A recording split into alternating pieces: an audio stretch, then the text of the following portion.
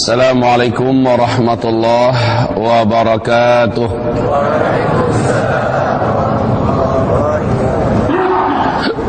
Alhamdulillah, wassalatu wassalamu ala Rasulillah sallallahu alaihi wasallam. Allahumma la sahla illa ma ja'altahu sahla wa anta taj'alul hazana idza syi'ta sahla. Rabbi syrah li sadri wa yassir li amri wahlul 'uqdatam min lisani yafqahu qawli wa ba'd. Ibadallah, ma'asyiral muslimin, arsyadani wa iyyakum Allah. Allah Subhanahu wa taala berfirman di dalam Al-Qur'anul Karim surat Al-Anbiya ayat yang pertama, a'udzu billahi minasyaitonir rajim. Bismillahirrahmanirrahim. Iqtaraba lin-nasi hisabuhum wa hum fi ghaflatin mu'ridun. Telah semakin dekat kepada manusia masa kiamat dan mereka akan dihisab di padang mahsyar, padahal kondisi mereka ketika kiamat itu semakin dekat, fi ghaflatin mu'ridun, di dalam keadaan ghaflah, dalam keadaan lalai, lagi menjadi orang-orang yang berpaling. Allahumma arhamna bil Quran. Al-Hafiz Ibnu Katsir di dalam kitab Tafsirul Quranil Azim beliau, Sahih Tafsir Al-Quranil Azim, berkata ciri dekatnya kiamat, kondisi manusia adalah ghaflah, dan yang kedua mu'ridun. Ghaflah dalam artian mereka disibukkan oleh ketamakan hati untuk mengejar dunia. Habis waktu mereka buat memburu dunia. Isi dalam kepala mereka, isi dalam hati mereka, cita-cita tertinggi mereka adalah dunia. Itu kondisi yang pertama. Kondisi yang kedua, mu'ridun. Mereka jauh daripada amal ibadah kepada Allah Subhanahu wa taala dan tidak percaya bahwa kiamat itu sudah dekat. Dua keadaan ini adalah gambaran yang disebutkan oleh Allah tentang mendekatnya kiamat, sementara manusia jauh daripada Allah, jauh daripada ibadah. Yang kedua, manusia tamak dengan dunia. Ini pula yang disebutkan oleh Rasulullah di dalam Sahih Imam Al-Bukhari. Rasulullah sallallahu alaihi wasallam bersabda, iqtarabatis sa'ah, saat kiamat semakin dekat, wala yazdadun nasu minad dunya illa hirsa. Manusia semakin tamak, semakin rakus, semakin bersemangat buat mencari, memburu dunia. Semakin dekat kiamat, manusia ketika itu semakin rakus dengan dunia, semakin bersemangat memburu dunia, semakin bersemangat membangun dunia. Wala yazdaduna minallahi illa bu'da. Dan mereka tidaklah semakin bertambah dekat hubungan ibadahnya dengan Allah. Tidak. Justru manusia ketika itu semakin bertambah jauh dari Allah Subhanahu wa ta'ala. Ma'asyiral muslimin, arsyadani wa iyyakumullah. Kita dapatkan dari Rasulullah sallallahu alaihi wasallam bahwa saat kiamat semakin dekat, dua kondisi manusia waktu itu. Pertama, manusia semakin bersemangat memburu dunia, semakin menghabiskan waktunya buat mengejar dunia, mengumpulkan dunia. Cita-citanya tidak lagi tersisa untuk akhirat. Cita-citanya seluruhnya ditumpahkan buat mengumpulkan dunia.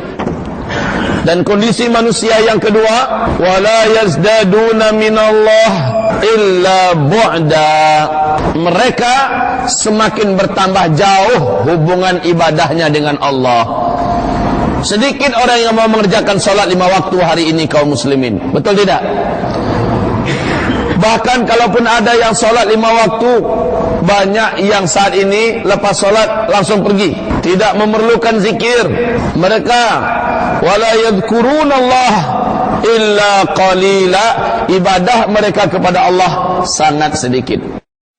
Baik, kapankah kiamat akan terjadi?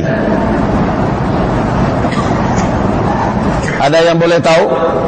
Kalau ada yang tahu kapan kiamat terjadi, kamera ini dengan seluruh perangkatnya dan orang yang membuat kameranya, saya bagi untuk dia. Tidak ada kaum muslimin. Dalam akidah Ahlus Sunnah wal Jamaah sepakat dengan satu kesimpulan, tidak seorang pun di bumi ini sampai hari kiamat boleh tahu bila pastinya kiamat raksasa, kehancuran alam semesta itu akan berlaku. Tidak seorang pun boleh tahu. Nabi pun, Nabi Muhammad kekasih Allah, utusan resmi dari langit, angkat tangan, tak tahu kapan boleh terjadinya kiamat itu. Masyiral muslimin. Tapi Nabi menyebutkan ciri dekatnya kiamat adalah kalian temukan dulu zaman di mana pada zaman itu yang menjadi penguasa dan pemimpin adalah orang-orang yang terkenal miskin, penggembala ternak. Masya Allah.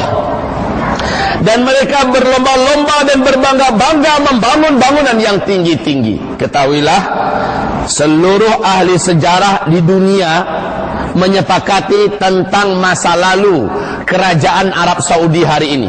Arab Saudi ini, Pak, nama aslinya adalah Jazirah Arab, Al-Jaziratul Arabiyah, Jazirah Arab. Sekarang berganti nama menjadi Al-Mamlakah Al-Arabiyah As-Saudiyah, Kerajaan Arab Saudi. Ya, siapakah Saud ini? Saud adalah seorang kepala kabilah di Jazirah Arab yang anak keturunannya dan satu kabilah itu terkenal penggembala ternak.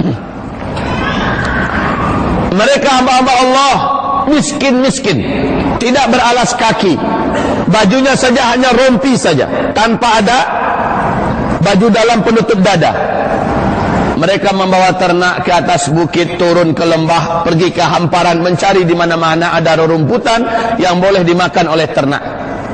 Suasana politik ketika itu mereka manfaatkan oleh Saud ini, dan singkat kisah, dia pun berhasil menguasai seluruh opini publik dan dia dibaiat menjadi Amir Jazirah Arab. Dibaiat oleh Amir, menjadi Amir Jazirah Arab. Saat itu Jazirah Arab mereka ubah namanya menjadi Al-Mamlakatul Arabiyatu As-Saudiyah, Kerajaan Arab Saudi. Dan lihat apa yang mereka lakukan sekarang. Apa yang dilakukan oleh dinasti Saud ini dalam bingkai kerajaan Arab Saudi, apa yang dilakukannya sekarang? Yang pulang dari tanah suci, dari Masjidil Haram, mesti melihat bahwa sekarang mereka sedang membangun bangunan-bangunan megah dan tinggi di sekitar Masjidil Haram. Betul? Yang pulang dari tanah suci ini, Masya Allah bangunan-bangunannya, Pak. Bahkan Ka'bah pun seperti satu titik tahi lalat saja. Grand Zamzam dengan 7 towernya yang mengagumkan. Dan itu pun lagi dibangun bangunan-bangunan yang akan membuat mata dunia terbelalak. Dahsyat. Di Madinah, di sekitar Masjid Nabawi, bangunan-bangunan tinggi. Di Riyadh, orang hampir lupa kalau mereka sedang ada di Arab. Bagaikan di Eropa lagi, kota besar metropolitan. Taif, Jeddah sehari ini Masya Allah. Dan dunia sekarang ini ditakjubkan dengan bangunan tertinggi di dunia, itu di Dubai, 860-an meter tingginya. Ketahuilah, Arab Saudi sedang membangun sekarang di Jeddah, dekat dengan tepi Laut Merah, dekat dengan perbatasan Mekah keluar dan masuk Jeddah, bangunan tertinggi di dunia setinggi 1,2 kilometer. Penggembala ternak miskin. Tiba-tiba mereka menjadi pemimpin dan penguasa, dan mereka berbangga-bangga, berlomba-lomba membangun bangunan yang tinggi, gedung-gedung yang tinggi. Jika masa itu sudah kalian temukan, maka kiamat dekat lagi masanya dengan itu. Allahu Akbar.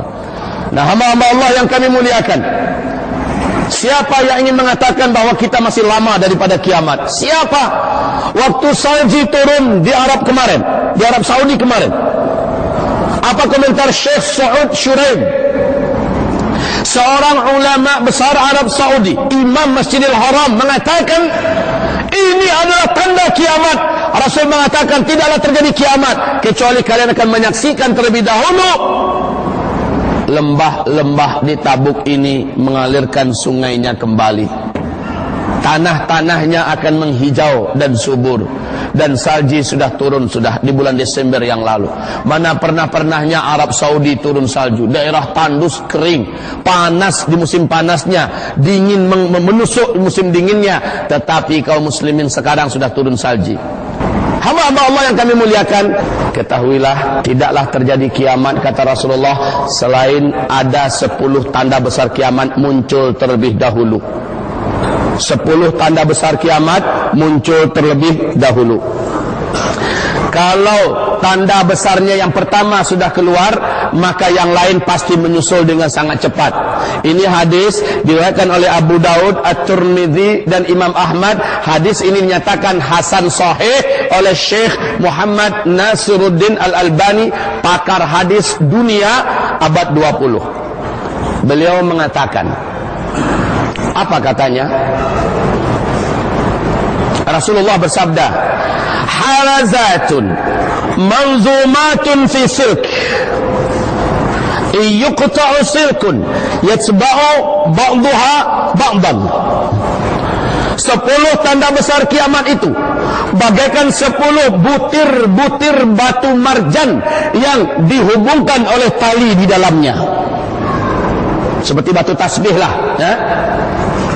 Apabila bagian ujungnya ada simpul yang diikatkan, apabila simpul itu dipotong, yuqta'u silkun, kalau dipotong bagian simpul tadi, keluar butir pertama, yang lain pasti menyusul. Betul tidak? Kalau satu keluar, yang lain menyusul dengan sangat cepat. Makin dekat waktu kiamat, maka tanda besar kiamat itu semakin menyusul dengan waktu yang sangat cepat, tidak main lama. Dan kaum muslimin yang kami muliakan, 7 tanda kiamat dari 10 tadi, orang Islam di muka bumi ini masih sempat mendapatkannya dan menyaksikannya. 3 lagi sudah tidak disaksikan lagi oleh orang Islam. Hanya orang-orang kafir yang tersisa di muka bumi ini yang akan mendapatkan 3 tanda besar kiamat. 7-nya orang Islam masih sempat lagi mendapatinya.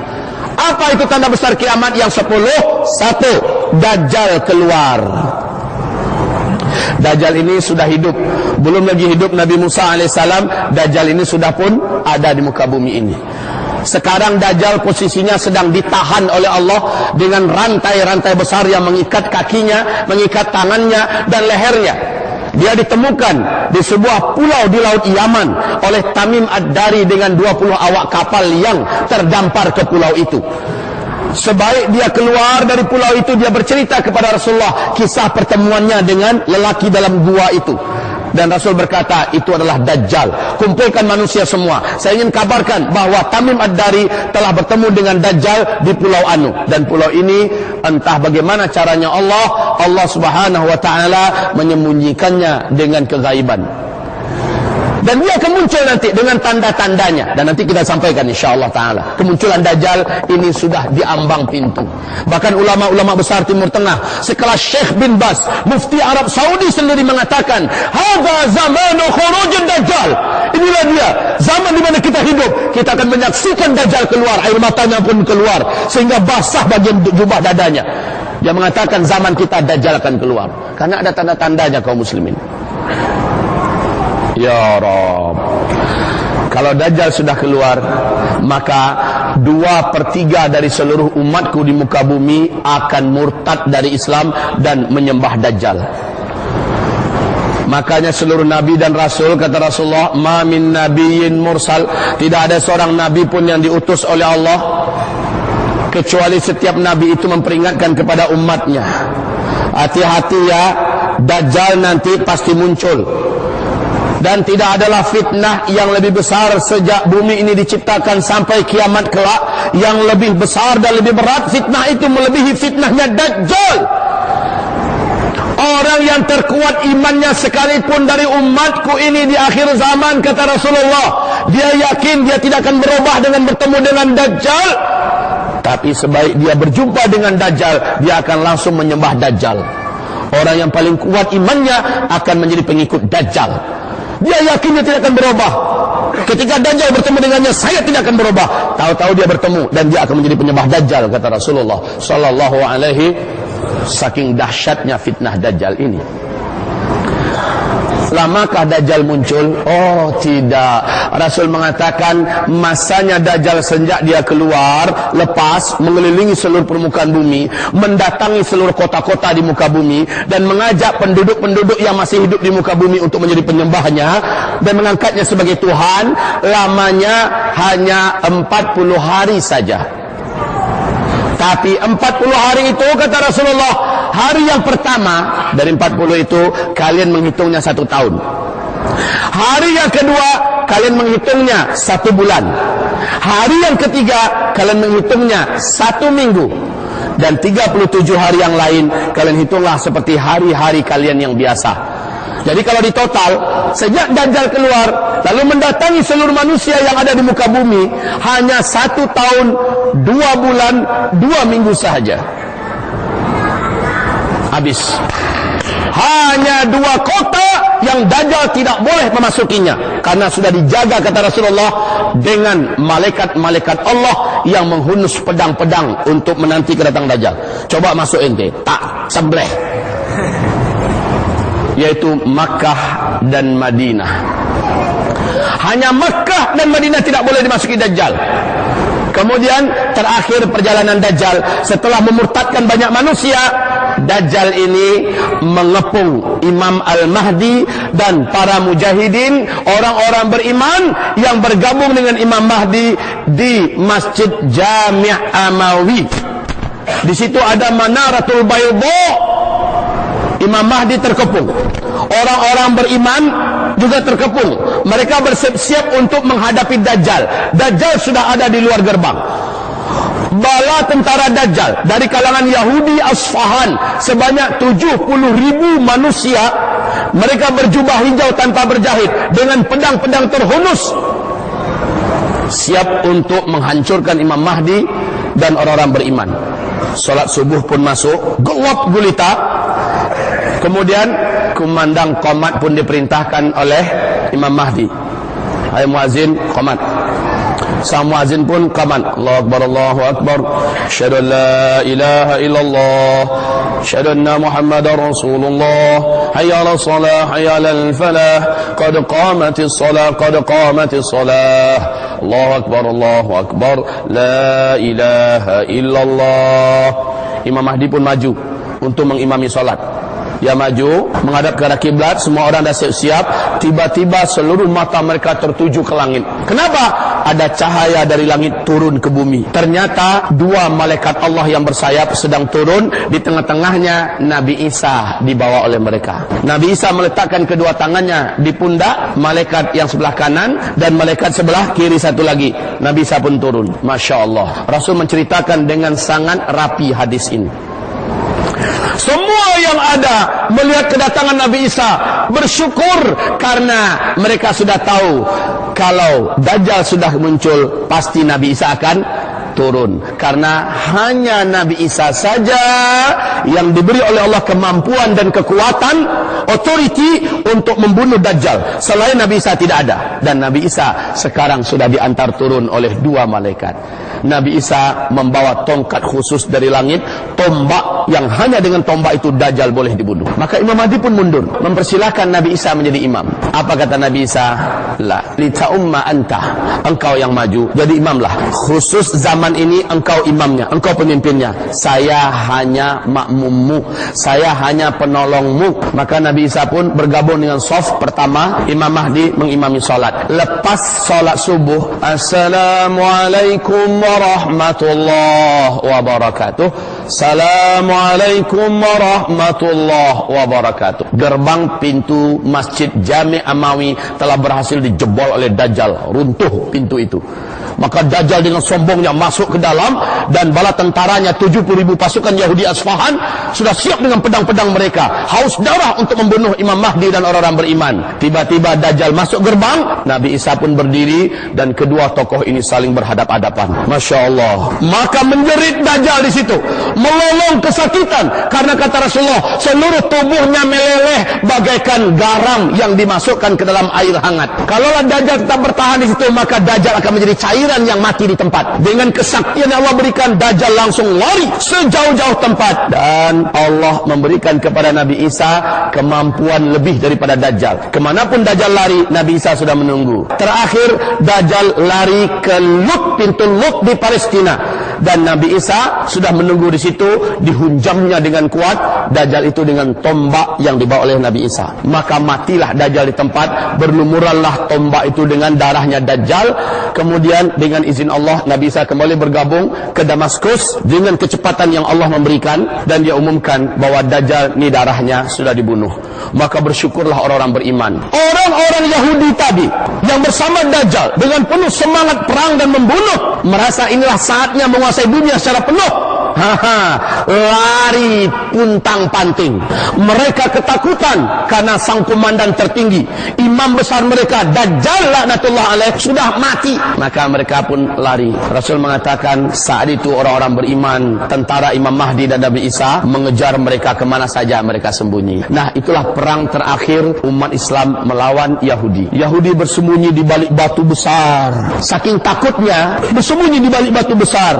Batu itu bersuara dengan izin Allah nanti. Ya Muslim, hadza Yahudiyun warai, ta'ala faqtulhu. Hai Muslim, ada Yahudi sembunyi di balik saya nih. Cepat sini, tangkap, bunuh dia, kata batu. Ini hadisnya sahih ya. Sembunyi dia di balik pohon, sembunyi, bicara lagi pohon. Ya Muslim, hadza Yahudiyun warai, ta'ala faqtulhu. Hai Muslim, ini ada Yahudi di belakang saya. Sini, tangkap, bunuh. Di balik tembok, di balik batu, di balik pohon, di mana saja orang Yahudi ini bersembunyi, maka alam Allah, makhluk Allah ini berbicara, berpihak kepada orang-orang beriman. Illal gharqat, kecuali pohon gharqat, kata Rasulullah. Hanya pohon gharqat saja yang tidak berpihak dengan orang-orang beriman, dan inilah pohon neraka nanti. Sembunyi Yahudi-Yahudi di balik pohon gharqat, pohon itu diam saja. Tapi masalahnya hadis ini sudah bocor duluan ke telinga orang-orang beriman. Paham orang beriman bahwa Yahudi pasti akan paling banyak bersembunyi di balik pohon gharqat. Maka tahu tak kaum muslimin, pohon gharqat ini 9 tahun yang lalu sudah ditanam oleh Israel sebanyak 20 juta batang pohon. Karena mereka yakin ini pohon di akhir zaman akan berpihak pada mereka. Mereka tanamilah pohon sebanyak itu. Pernah lihat pohon gharqat? Pernah lihat pohon gharqat? Belum? Pernah melihat lambang ini tidak? Lambang seperti ini. Macam mana ya? Set. Pernah lihat? Itu adalah lambang pohon gharqat. Ini lambang sakral bangsa Yahudi. Ini lambang pohon gharqat kaum muslimin. Nah, pohon gharqat ini sekarang ketinggiannya sudah 11, 12 sampai 16 meter. Dalam jumlah yang sangat banyak, kebun-kebun pohon gharqat. Ternyata Yahudi sangat yakin, Pak, bahwa ini juga akhir zaman. Di kitab mereka malah lebih cepat lagi mereka memperkirakan akhir zaman itu, kemunculan Dajjal. Kaum muslimin yang kami muliakan, Dajjal terbunuh, Yahudi seluruhnya habis. Muncul tanda besar kiamat yang nomor 3, yaitu munculnya, keluarnya bangsa yang tidak punya hati, tak punya perasaan. Bangsa yang suka membunuh, haus darah dan suka perang. Disebut dengan Ya'juj dan Ma'juj. Inilah bangsa yang dikurung oleh Dzulqarnain, sang penakluk yang agung. Masyiral muslimin, Nabi mengatakan, saat aku ini diutus sekarang, diinformasikan oleh malaikat Jibril kepadaku bahwa tembok yang mengurung Ya'juj Ma'juj sudah terbuka sebesar ini. Sudah terbuka sebesar ini. Nanti Ya'juj dan Ma'juj Allah ceritakan di surah Al-Kahfi, Allah ceritakan dalam surat Al-Anbiya, Allah ceritakan dalam surah Al-Ankabut, Ya'juj dan Ma'juj ini nanti akan keluar dan membungkusi seluruh Timur Tengah. Saking banyaknya jumlah mereka, Timur Tengah mereka bungkus. Dalam artian apa? Kayak kita nih, banyak sampai setimur Tengah penuhnya Ya'juj Ma'juj itu. Tidak ada hadis apakah Ya'juj Ma'juj itu sampai ke Indonesia nanti, sampai ke Malaysia, saking banyaknya jumlah, wallahu alam. Hanya Timur Tengah tertutupi oleh mereka. Nabi Isa tak boleh melawan, Imam Mahdi pun tak kuasa melawan. Orang-orang beriman malah bersembunyi. Kata Rasulullah, buatlah benteng yang kuat, bersembunyilah kalian di puncak-puncak gunung. Maka bersembunyilah Nabi Isa dan Imam Mahdi membuat benteng pertahanan terakhir. Kelaparan mereka di puncak gunung. Rasul mengatakan, Ya'juj Ma'juj ini melanglang buana, menemukan manusia manapun mereka bunuh. Dan dengan ini jumlah manusia semakin banyak yang dihabisi oleh Ya'juj dan Ma'juj. Kaum muslimin, Nabi Isa pun berdoa, lalu Ya'juj Ma'juj dibinasakan oleh Allah. Matilah seluruh mereka seperti Allah mematikan bangsanya Abraha yang ingin menghancurkan Ka'bah, tapi melalui virus, kuman, bakteri-bakteri dan ulat-ulat yang Allah datangkan dari bumi. Matilah bangsa ini secara serentak. Bumi ini busuk, mayatnya bergelimpangan di mana-mana. Nabi Isa pun mengangkat tangan. Kata Rasulullah, bahkan Nabi Isa ketika turun dari gunung, Imam Mahdi dan orang beriman, mereka harus melangkah dari satu mayat ke mayat, saking banyaknya jumlah mayat itu. Dan seluruh wilayah Timur Tengah tertutupi oleh bangkai-bangkainya Ya'juj dan Ma'juj ini. Bayangkan banyaknya kaum muslimin. Gurun Sahara, padang pasir, semuanya dipenuhi oleh bangkai-bangkai Ya'juj dan Ma'juj. Macam mana nak dibersihkan? Lalu hamba-hamba Allah yang kami muliakan, selanjutnya Nabi Isa berdoa, maka Allah datangkan burung-burung besar yang leher mereka sebesar dan seperti leher onta. Bayangkan besarnya burung itu. Di mana Allah sembunyikan selama ini burung itu? Wallahu alam. Hadis-hadis tentang kedatangan burung ini, setiap burung itu menukik ke bumi, lalu mengangkat satu bangkai Ya'juj dan Ma'juj dan dibuang entah kemana. Tidak ada riwayatnya apakah ke laut, apakah ke ruang angkasa dibawanya, wallahu a'lam. Yang jelas habis sudah Ya'juj dan Ma'juj, yang tersisa adalah jatuhan bangkai-bangkainya, daging-dagingnya, ulat-ulat yang membusuk, ya. Itu yang tersisa. Nabi Isa pun berdoa lagi kepada Allah. Allah datangkan hujan yang sangat lebat berhari-hari, lalu seluruh permukaan bumi kembali kinclong, kembali bersih. Masuk tanda besar kiamat yang keempat, yaitu masa-masa aman. Tegaknya khilafah yang terakhir di muka bumi di dalam kepemimpinan Imam Al-Mahdi, cucu kandung Rasulullah sallallahu alaihi wasallam. Dalam masa-masa aman itu, jumlah manusia tersisa sedikit saja lagi, kata Rasulullah. Satu laki-laki, jumlah wanita saat itu adalah 50. Perbandingan laki-laki dengan wanita pada masa-masa aman itu, pada masa-masa khilafah adalah satu orang laki-laki, 50 orang wanita. Tapi hidup sudah aman.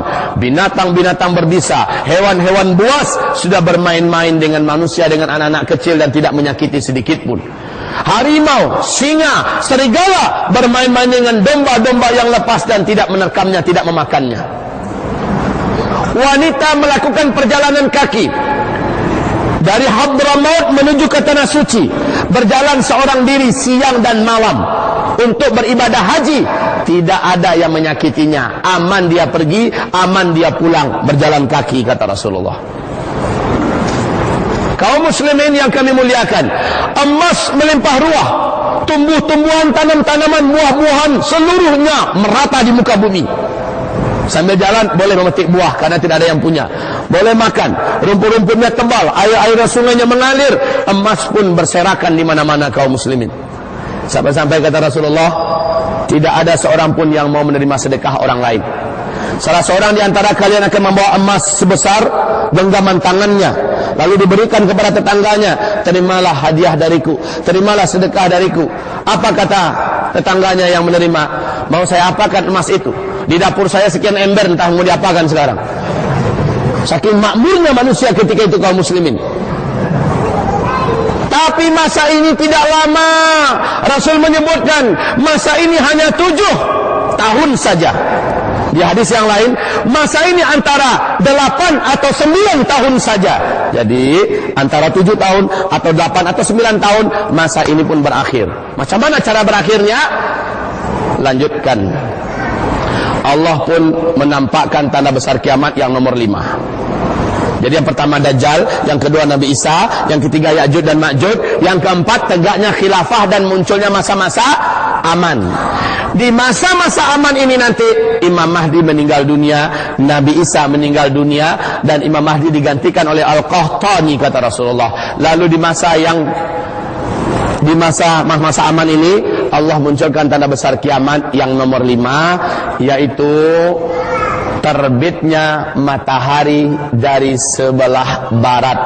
Tempat dia bisa tenggelam, dari situ matahari terbit. Ini tanda besar kiamat. Saat itu manusia berbondong-bondong ingin menyatakan syahadat. Orang-orang kafir ingin masuk Islam. Orang-orang yang ingin masuk Islam ingin menyatakan syahadatnya. Tapi saat itu sudah tidak diterima lagi keislaman siapapun yang belum Islam sebelumnya.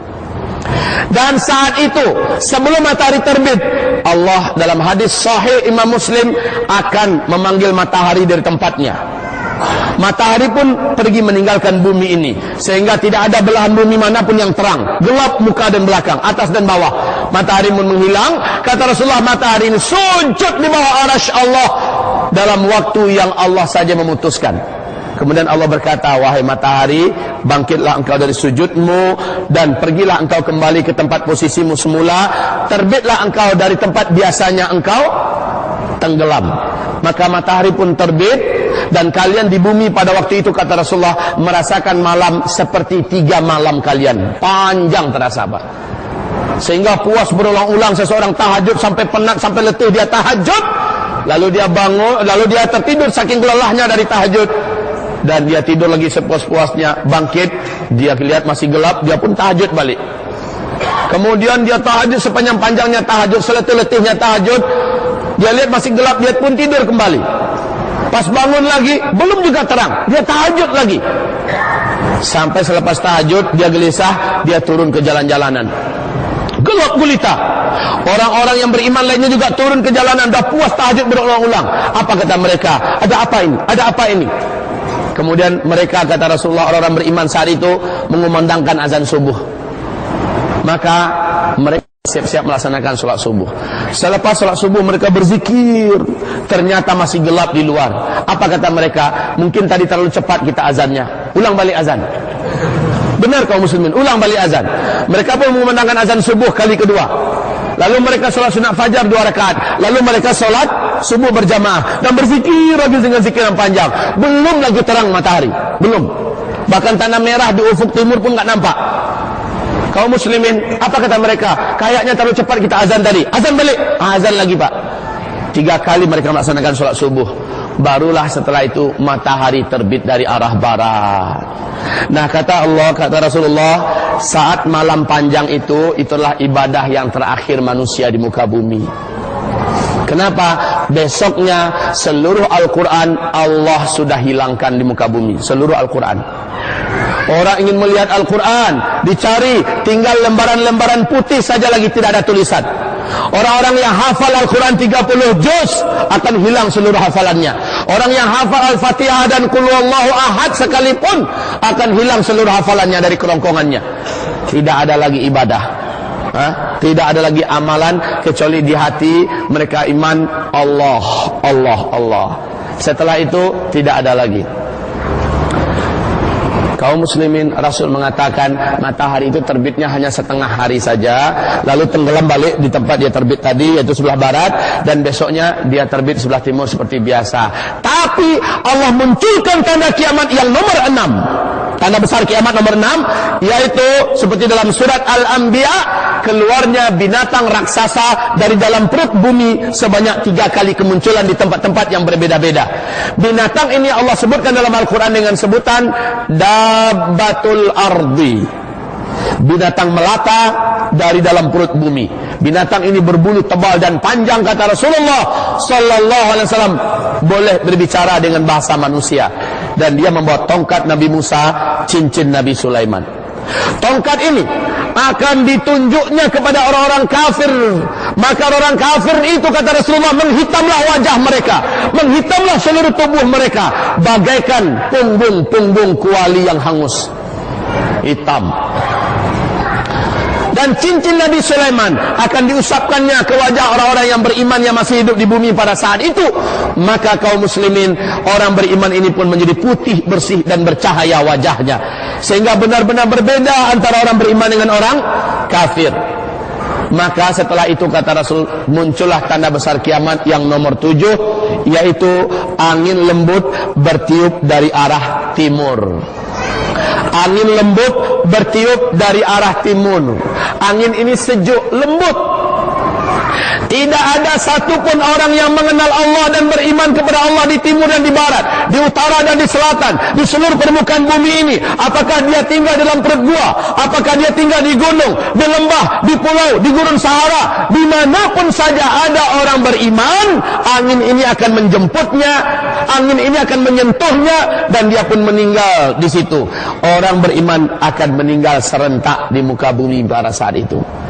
Seluruh orang yang mengenal Allah, beriman kepada Allah, apakah imannya kuat, apakah imannya sedikit, meninggal serentak. Seolah-olah binatang tadi muncul buat memberi tanda, lalu setelah putih, bersih orang beriman ini, angin itu datang menjemput kepada orang-orang yang sudah diberi tanda, dan meninggallah. Tidak ada lagi tersisa orang beriman. Faham sekarang kenapa Nabi mengatakan selama masih tersisa satu saja orang beriman di muka bumi, Allah akan tunda kiamat itu 40 hari lagi. Ini pertanda seluruh orang beriman akan Allah wafatkan secara serentak, sebagai tanda besar kiamat yang nomor 7. Artinya tanda besar kiamat nomor 8 tidak ada lagi orang beriman akan menyaksikan, yaitu penenggelaman bumi di sebelah timur. Tanda kiamat yang nomor 10, nomor 9, penenggelaman bumi di sebelah barat. Dan tanda kiamat yang ke-10 adalah munculnya api raksasa yang menggiring manusia ke wilayah Syam, dan situlah nanti kiamat raksasa, kehancuran alam semesta terjadi. Kaum muslimin yang kami muliakan, 7 tanda besar kiamat akan disaksikan oleh orang Islam umat Nabi Muhammad. Kapan itu Pak Kiai? Mungkin 1000 tahun lagi kah? Atau mungkin 100.000 tahun lagi? Ada yang berani mengatakan demikian? Yuk kita dengarkan sebentar hadis-hadis Nabi Muhammad sallallahu alaihi wasallam yang menyebutkan tentang umur umat Islam, tentang umur umat Islam ketika aku diutus oleh Allah sebagai Nabi dan Rasul, sampai wafatnya orang Islam di muka bumi ini secara serentak. Allah memberikan rentang waktu yang disediakan oleh Allah untuk umat Islam lebih dari 1400 tahun, kata Rasulullah, tapi tidak sampai 1500 tahun hitungan Hijriyah. Saya ulangi, dalam hadis-hadis yang sangat banyak, mulai dari Nabi diutus sebagai Nabi dan Rasul sampai wafatnya seluruh orang Islam serentak di muka bumi ini, ada umur umat Islam yang telah Allah bataskan, yaitu lebih 1400 tahun hitungan Hijriyah, tidak sampai 1500 tahun. Allahumma salli ala Muhammad. Masya Allah, kita sudah 1400 tahun berapa sekarang? Hitungan Hijriyah. Tahun Hijriyah kita sudah berapa sekarang kaum muslimin? 1435. 1435 Hijriyah. Rasul mengatakan umur umat Islam lebih 1400 tahun dan tidak sampai 1500 tahun. Kita sudah 1435 sekarang ini. Ada hadis-hadis yang lain yang penuh dengan hitungan-hitungan matematika. Syekh Ibnu Hajar Al-Asqalani yang terkenal dengan kitab fenomenal beliau, Syarah Sahih Imam Al-Bukhari, yaitu judul kitabnya Fathul Bari. Beliau adalah pakar dan ahli hadis dunia, yang kitab Fathul Bari menjadi rujukan seluruh ulama-ulama besar dunia sampai hari kiamat. Beliau mengumpulkan hadis-hadis Nabi ini di dalam kitab Umur Umat Islam beliau, di Syarah Fathul Bari, dan juga dalam kitab Al-Ijarah jilid yang keempat, naskah asli Arab, halaman 570-an di kitab Al-Ijarah. Juga lihat di kitabul Fitan tentang umur umat Islam. Apa komentar Syekh Ibnu Hajar Al-Asqalani? Lebih dan kurang, mungkin lebih sedikit, mungkin kurang sedikit, umur umat Islam sejak Nabi diutus sebagai Nabi dan Rasul, berakhir dengan wafatnya seluruh orang Islam di dunia, lebih dan kurang, boleh jadi lebih sedikit, boleh jadi juga kurang sedikit, adalah 1476 tahun saja. Lebih dan kurang sedikit. Imam As-Suyuti mengatakan, kalau menurut hitungan saya dari hadis-hadis Nabi, 1477 tahun saja. Beda setahun saja. Syekh Ibnu Rajab Al-Hambali mengatakan, yang paling aman pokoknya, katanya, main pokoknya dia, pokoknya lebih 1400 tahun, yang pasti tidak sampai 1500 tahun. Nah, kaum muslimin, yuk kita coba menghitung dengan hitungan Syekh Ibnu Hajar Al-Asqalani. Beliau mengatakan umur umat Islam ini lebih dan kurang 1476. Sekarang kita berapa, Pak? 1435. Silakan dikurang-kurangi. Berapa sisa yang di depan kita lagi? 41 tahun saja lagi. Lalu umat Islam akan meninggal serentak. 7 tanda besar kiamat akan kita dapati, akan kita temukan. Masya Allah, la haula wa la quwata. Allah. Hitungannya hijriyah loh. Hijriyah itu mulai dihitung sejak kapan? Sejak Nabi Muhammad hijrah dari Makkah ke Madinah, kan? Artinya ada 13 tahun semenjak beliau diutus sebagai Nabi dan Rasul, belum kita masukkan dalam hitungan. Artinya yang 41 tadi dikurangi lagi 13. Berapa? Tinggal 28 tahun lebih dan kurang ke depan. Makanya ulama-ulama besar Timur Tengah sekarang mengatakan, memperingatkan manusia semua, bahwa kasus pertempuran, peperangan, pembantaian yang terjadi di Suriah hari ini adalah cikal bakal tegaknya khilafah yang terakhir di muka bumi. Karena khilafah akan tegak di Damaskus, dan berjayanya nanti di Palestina, kata Rasulullah dalam hadis-hadis beliau yang sahih. Kaum muslimin yang kami muliakan, Masya Allah, kita sedang menuju akhir zaman. Pak Kiai, Ustaz, kami berat menerima dan mungkin kami tidak percaya. Ya terserah. Faman syaa falyu'min wa man syaa falyakfur. Yang mau percaya, imanilah ini. Yang tidak mau percaya, kufurilah. Tidak ada masalah. La ikraha fid din.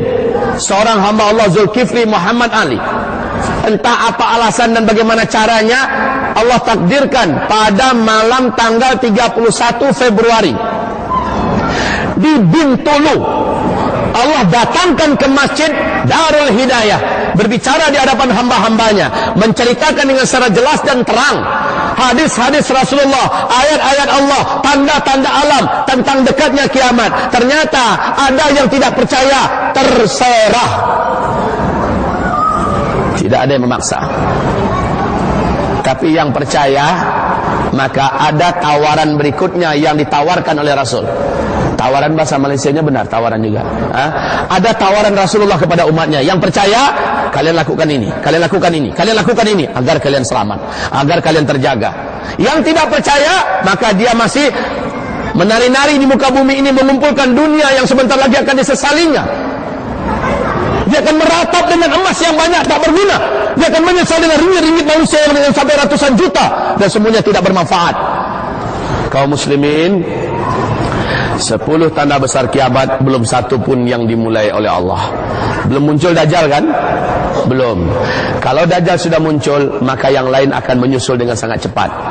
Dan seluruh ulama ahli hadis, ulama-ulama para fuqaha, mulai dari sahabat sampai sekarang, dan ini akan menjadi akidah umat sampai hari kiamat dari ahlu sunnah wal jamaah, bahwa Dajjal tidak akan keluar sampai tokoh legendaris akhir zaman Allah munculkan dulu, yaitu Imam Al-Mahdi. Imam Al-Mahdi ini menurut hadis-hadis yang disusun dan dikumpulkan oleh Syekh Muhammad Nasiruddin Al-Albani di dalam kitab beliau yang sudah diterjemahkan ke dalam bahasa Indonesia, bahasa Melayu, menanti kedatangan Al-Mahdi. Hadis-hadis tentang Al-Mahdi, hadis-hadis sahih yang sanadnya, runutannya ke atas sampai ke tingkat mutawatir maknawi. Hamba-hamba Allah yang kami muliakan, kok bisa Imam Mahdi akan muncul? Sebelum kemunculan Dajjal, Imam Mahdi terlebih dahulu akan keluar. Dan dia dari keturunan kandungku, dari nasab Fatimah, dari keturunan Ali. Dan dalam hadis Rasul mengatakan dia adalah dari Hasan bin Ali, Hasan bin Fatimah. Sementara versi Imam Mahdi menurut Syiah dari Husain bin Ali. Mereka karang-karanglah hadis-hadis mereka yang tidak ditemukan sanadnya, yang tidak ditemukan riwayatnya. Kemudian mereka katakan bahwa Imam Mahdi itu dari kelompok kami nanti, dari kelompok Syiah. Ya, dianya dari Husain bin Ali. Ma'asyiral muslimin, Imam Mahdi versi Syiah, kalau dia muncul, Abu Bakar dan Umar akan mereka bangkitkan lalu disiksa oleh Imam Mahdi sampai hari kiamat. Istri Rasul itu Bunda Aisyah, istri Nabi yang lain akan disiksa dan dirajam sampai hari kiamat. Masjid kaum muslimin seluruh dunia akan diruntuhkan. Yang tidak mau masuk Syiah dari Ahlus Sunnah wal Jamaah akan dibunuh oleh mereka. Dan Imam Mahdi ini kerjanya akan menghancurkan Ka'bah dan memindahkan tanah suci ke Iran. Enak betul Imam Mahdi mereka. Tetapi alhamdulillah itu semuanya tidak ada akan terwujud, karena Imam Mahdi yang sesungguhnya, hadis-hadis yang bercerita tentang itu dari Rasulullah, hadis-hadis ini sahih, bahkan sampai ke tingkat mutawatir maknawi. Hadis-hadis ini menyebutkan kemunculan Mahdi itu dengan beberapa tanda. Satu, tidaklah muncul Al-Mahdi kecuali seluruh muka bumi akan penuh dengan keributan dan huru-hara. Bencana demi bencana susul menyusul di berbagai tempat. Yang kedua, tidaklah muncul Al-Mahdi kecuali fitnah, pembantaian dan peperangan di Syam membara dan bergelora. Syam itu di mana? Suriah, Palestina, Yordania dan Lebanon pada hari ini. Dan keempat wilayah itu sudah membara dalam fitnah, peperangan dan pembantaian umat Islam oleh para penguasa-penguasanya yang Syiah. Kaum muslimin hari ini sudah terwujud, di mana tempat Imam Mahdi akan mengembangkan wilayah dan mengembangkan pemerintahan khilafah. Di situ sudah membara peperangan dan pembantaian pada hari ini. Allahu Akbar. Kemudian tidaklah muncul Al-Mahdi kecuali seorang raja yang menguasai Mekah dan meninggal dunia. Mekah Madinah meninggal dunia, 3 calon penggantinya saling berlomba-lomba, berebutan, bunuh-membunuh untuk memperebutkan kekuasaan itu. Wala yakunu li ahadin minhum, tidak akan jatuh kepada seorang pun dari antara mereka yang bertiga yang berebut itu, karena kekuasaan itu akan jatuh ke tangan cucu kandungku min itrati, ya, min waladi Fatimah, dari cucu kandungku. Bahwa Al-Mahdi lah nanti yang akan menggenggam Makkah dan Madinah, menguasai kembali Jazirah Arab. Kaum muslimin, Raja Abdullah pada hari ini sudah di usia beliau yang 90 tahunan. Kalau dihitung-hitungan Hijriah sudah 93 umur beliau sekarang. Raja Abdullah yang menguasai Makkah dan Madinah dan kerajaan Arab Saudi pada hari ini. Betul? Usia beliau sudah 90 tahunan. 3 pangeran calon penggantinya. Mereka kan ada 5 pangeran dulu. Fahad, Abdullah, Fayed, Sultan dan Naif. Keempat pangeran ini yang awal menjabat sebagai penguasa dari mereka berlima adalah Raja Fahad. Kemudian Raja Fahad meninggal dunia, maka pangeran Abdullah diambil karena dia yang tertua, diambil sebagai penggantinya. Tinggal 3 lagi kaum muslimin. Yang 3 ini sudah memegang jabatan-jabatan penting di Arab Saudi. Ada sebagai menteri pertahanan, ada sebagai menteri dalam negeri dan sebagainya. Yang 3 ini, 1 orang sudah meninggal kemarin, yaitu Pangeran Sultan. Berarti tinggal 2. Dalam hadis 3. Ternyata Raja Abdullah sudah mencalonkan 1 orang lagi, yaitu putra kandungnya yang baru berusia 15 tahun sebagai calon putra mahkota selepas dia. Berarti ada 3 lagi kan? Nabi mengatakan akan saling berbunuhan dan tidak akan jatuh kekuasaan itu kepada seorang pun di antara mereka bertiga, karena Al-Mahdi lah yang akan memegang tampuk kekuasaan itu. Masya Allah. Artinya sekarang umat manusia sedang menanti-nanti kedatangan Al-Mahdi. Al-Mahdi hanya akan datang, kata Rasulullah SAW, ketika teknologi kalian seluruhnya sudah tidak ada.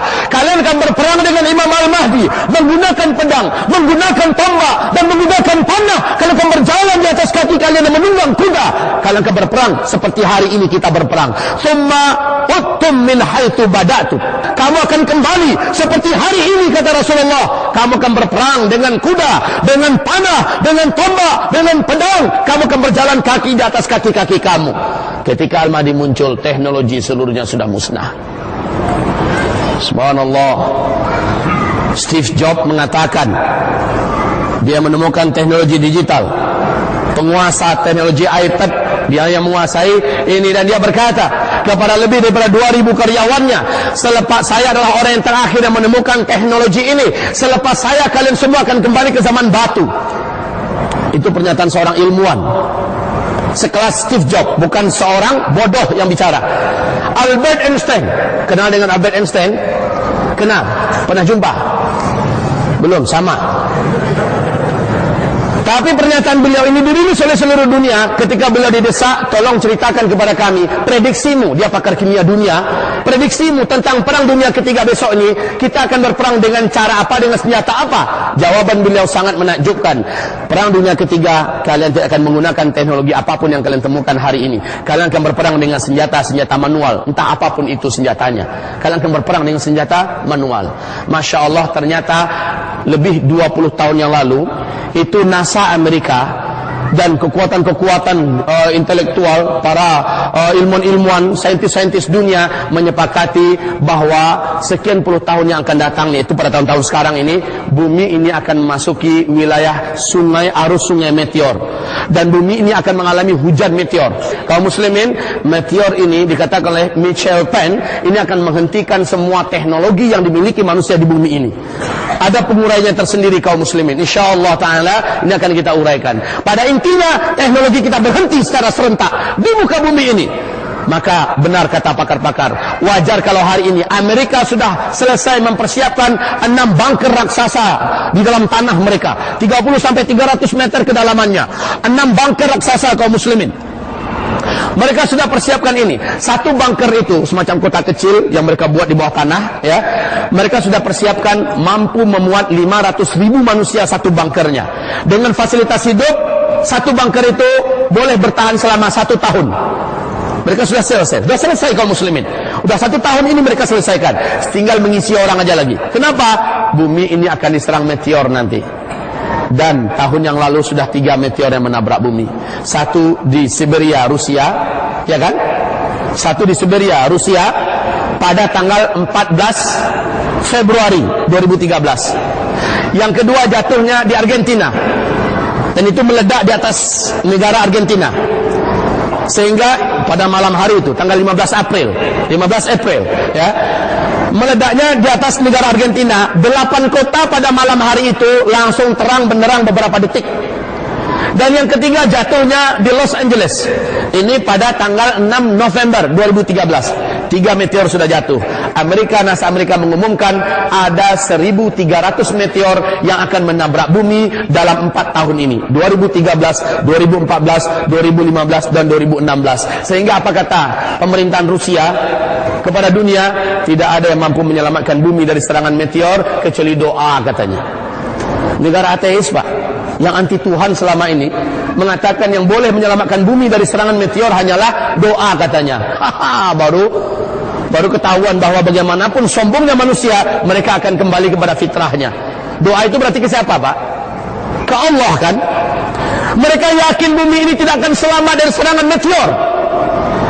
Dan Rasul berkata, di akhir zaman nanti akan terjadi duhonun yang menggelapi bumi selama 40 hari 40 malam. Gelap bumi ini, gelap gulita. Orang-orang kafir akan berubah bentuk, mereka menjadi jelek-jelek, melepuh-melepuh karena kegelapan itu panas kaum muslimin. Rasul mengatakan, kalian letakkan telapak tangan kalian di wajah kalian, maka tidak ada yang boleh melihat telapak tangannya saking gelapnya. Itu selama 40 hari 40 malam. Ternyata pakar astronomi dunia Michel Penn mengatakan, saat meteor itu jatuh ke daratan, maka terjadi ledakan yang mempunyai ledakan lebih daripada ledakan peluru nuklir yang meledak di Nagasaki, Hiroshima. Kekuatannya sampai 1 juta kali lipat. Jika ia menabrak bumi kita, dan di antara meteor itu ada yang berkekuatan seperti itu, kaum muslimin, bumi ini akan dilobangi oleh meteor tersebut. Lobang tersebut membumbung ke langit, partikel-partikelnya dengan kecepatan 800 km per jam akan langsung terbungkusi bumi kita dengan kegelapan yang luar biasa. Dan ini menjadikan bumi kita ini berbahaya untuk dihirup udaranya. Rasul mengatakan dalam hadis sanadnya Jaid dari Ibnu Jarir, di mana Rasulullah berkata, hati-hati kalian di akhir zaman akan terjadi dukhon, tenggelamnya bumi ini dalam kegelapan selama 40 hari 40 malam, kata Rasulullah. Orang-orang kafir akan keluar asap dari hidungnya, dari telinganya, dari lubang duburnya, dan melepuh-melepuhlah kulitnya, berubah bentuk wajahnya. Orang beriman yang tipis amal solehnya sebelum itu juga mengalami nasib seperti orang kafir. Hanya orang beriman yang amal solehnya banyak, Allah akan buat dia tahan dengan udara yang begitu gelap dan begitu panas. Mereka hanya seperti orang yang terkena flu dan demam saja. Orang beriman yang sebelumnya punya amal soleh banyak, kaum muslimin. Orang beriman yang sebelumnya punya amal soleh yang banyak. Orang kafir akan melepuh mereka. Fi hadhil ummah khasfun wa maskhun wa qadfun. Pada umat ini di akhir zaman akan terjadi penenggelaman bumi. Bumi ini merengkah-merengkah, lalu yang di atas masuk ke dalam, yang di bawah naik ke atas. Wa maskhun, terjadi perubahan bentuk. Wa qadfun, dan serangan meteor. Kalau sahabat bertanya, wa mata dzaka ya Rasulullah, wahai Rasulullah, kapan itu terjadinya? Kapan ya Rasul? Kami ingin tahu kapan. Rasul mengatakan, itu nanti terjadi ketika 3 keadaan sudah muncul. Idza zaharatil qainat wal ma'azif wa syuribatil khumur. Kalau penyanyi-penyanyi wanita sudah bermunculan di mana-mana. Kedua, kalau alat-alat musik dan musik-musik sudah disenangi dan dicintai oleh umatku. Yang ketiga, kalau benda-benda memabukkan, benda-benda haram sudah menyebar luas kemana-mana dan dikonsumsi oleh umatku. 3 keadaan ini sudah terjadi enggak sekarang? Sudah terjadi apa tidak, ibu-ibu? Sudah? Meteor sudah mulai menggedor bumi? Sudah. Kaum muslimin yang kami muliakan, banyak lagi tanda-tanda yang mengarahkan kita kepada dekatnya kiamat, dan dimulai dengan munculnya Imam Mahdi. Ingat, Rasulullah mengatakan saat Imam Mahdi itu muncul, kalian walaupun merangkak di atas salju, kalian harus merangkak untuk berbaiat kepadanya. Berbaiat kepadanya walaupun melangkah di atas salju. Imam Mahdi munculnya di mana? Imam Mahdi munculnya di mana? Di mana Imam Mahdi munculnya? Dia dibaiat nanti di depan Ka'bah, antara Hajar Aswad dengan Maqam Ibrahim. Di sana nanti. Ciri kemunculannya, dia akan dikejar oleh 300 orang pasukan Sufyani yang berangkat dari Syam, dan beliau ada seorang laki-laki dari Damaskus dikejar. Laki-laki ini lari jalan kaki. Yang mengejar pun 300 orang juga pakai jalan kaki. Ingat, teknologi sudah tidak ada nanti ya. Saya Imam Mahdi, mereka hanya jalan kaki, tak ada helikopter, tidak ada pesawat, tidak ada apapun kendaraan yang boleh mengejar. Imam Mahdi dikejar, Imam Mahdi lewat Madinah. Mereka yang 300 orang itu mengejar juga lewat Madinah. Siapa-siapa pun orang yang ditemui oleh 300 orang itu akan dibunuh. Kemudian yang membunuh adalah 300 orang ini. Laki-laki ini yang dikejar sampai ke Al-Baida. Al-Baida adalah sebuah kota kecil berbatasan antara Madinah dengan Mekah. Laki-laki ini terus ke Mekah. Dan yang 300 orang itu sampai di Al-Baida, Allah tenggelamkan bumi, Allah rengkahkan bumi, tenggelam mereka seluruhnya. Isi kota itu dengan penduduknya masuk ke dalam lubang yang tenggelam, yang dingangakan oleh Allah itu. 300 orang ditenggelam kecuali satu orang. Yang satu orang inilah mengabarkan, yang kami kejar lewat masuk ke Mekah, sementara kami tenggelam di Al-Baida. Taulah manusia bahwa laki-laki dikejar, itulah kata Rasulullah Al-Mahdi. Maka berlomba-lomba orang ingin membaiatnya. Ingat kaum muslimin, saat dia diminta untuk dibaiat, dia menolak. Saya bukan Mahdi, saya bukan Mahdi. Jadi ingat, sekarang banyak orang mengaku sebagai Imam Mahdi ya. Aku Al-Mahdi, berbaiatlah kepadaku. Imam Mahdi yang sesungguhnya malah menolak, dia bukan Al-Mahdi. Kalian salah orang, padahal tanda-tandanya ada pada dirinya semua. Ini kaum muslimin yang kami muliakan, dan laki-laki ini sudah sangat dekat waktu kemunculannya insyaallah ta'ala. Dia dibaiat menjadi Al-Mahdi oleh kaum muslimin dalam usia 40 tahun. Seperti aku diangkat oleh Allah menjadi Nabi dan Rasul dalam usia 40 tahun. Namanya sama dengan namaku, nama ayahnya sama dengan nama ayahku, Muhammad bin Abdullah Al-Mahdi. Beliau dibaiat, dan kaum muslimin walaupun merangkak di atas salju, merangkaklah. Subhanallah, Arab Saudi sekarang sudah mulai dituruni salji. Subhanallah. Mesir yang tidak pernah turun salji, sudah turun salji walaupun merangkak di atas salji. Suriah, bahkan Israel bulan Desember yang lalu tanggal 14 Desember sudah turun salji sampai 1 meter ketinggiannya. Masya Allah, Masya Allah kaum muslimin. Jazirah Arab yang gak pernah turun salji sudah sekarang turun salji. Apakah tahun ini kemunculan Al-Mahdi? Wallahu a'lam. Apakah tahun esok? Yang jelas 7 tanda besar kiamat umat Islam akan menyaksikannya.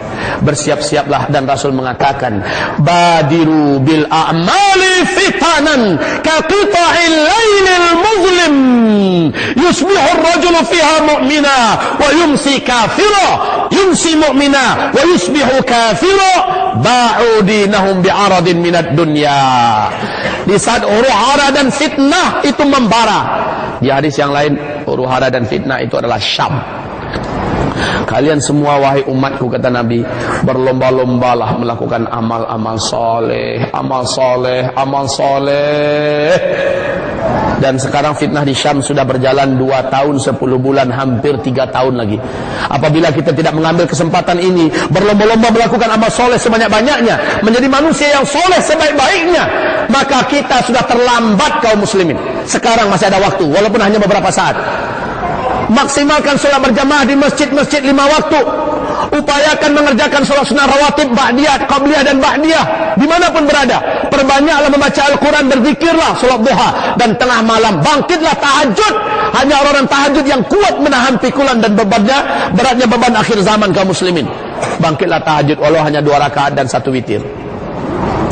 Jangan sia-siakan kesempatan yang ada. Fulus yang ada, manfaatkan buat ibadah sekarang. Bantulah hamba-hamba Allah yang kesusahan. Bantulah perjuangan. Bantulah agama Allah Subhanahu wa ta'ala. Berangkatlah ke tanah suci, bawalah keluarga selagi masih ada pesawat hari ini.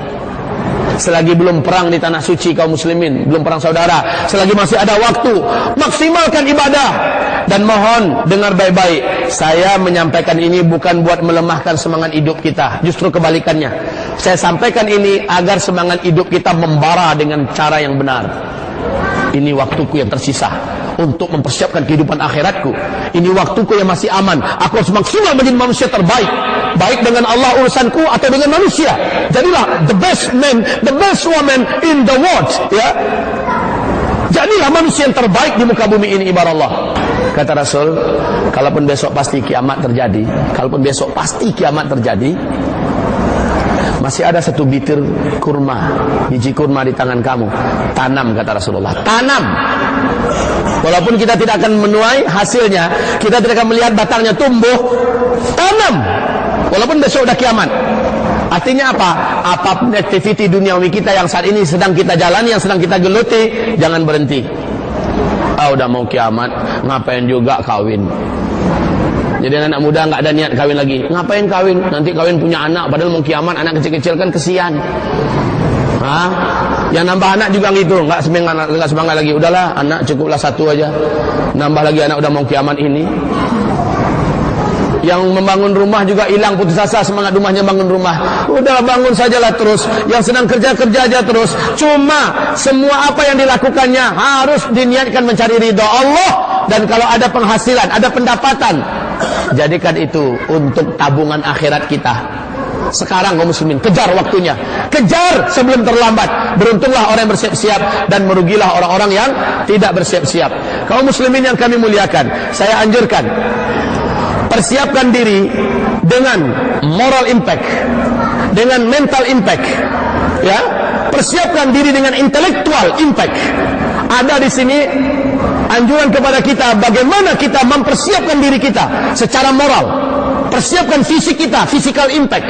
Persiapkan seluruhnya. Persiapan ini nanti di kitab bisa didapatkan pada halaman 253 sampai halaman 304. Bagaimana kita mempersiapkan diri menjadi manusia terbaik, manusia yang terkuat di akhir zaman, kaum muslimin yang kami muliakan. Semoga ini bermanfaat. Semoga yang kami sampaikan menjadikan kita mempunyai semangat baru hidup ini. Robah mindset kita selama ini. Bukan dunia lagi yang harus kita pertahankan, tetapi kehidupan akhirat yang harus kita kejar. Manfaatkan dunia yang ada. Ini anak-anak kami, jadikanlah diri kalian secepatnya menjadi wali-wali Allah dan keluarga-keluarga Allah di bumi. Para hafizul Quran adalah keluarga-keluarga Allah di bumi. Ya kan, karena Allah Subhanahu wa taala. Karena anak-anak yang hafal Al-Quran termasuk anak-anak surga yang Allah jaga di dunia ini. Masya Allah, selagi umur kalian masih bagus. Bapak-bapak, bangunkan istrinya pak, bangunkan keluarganya tengah malam tahajud, salat duha, jangan sia-siakan. Walau hanya 2 rakaat, kalau boleh 4 rakaat, kalau sanggup 6 rakaat lagi cantik.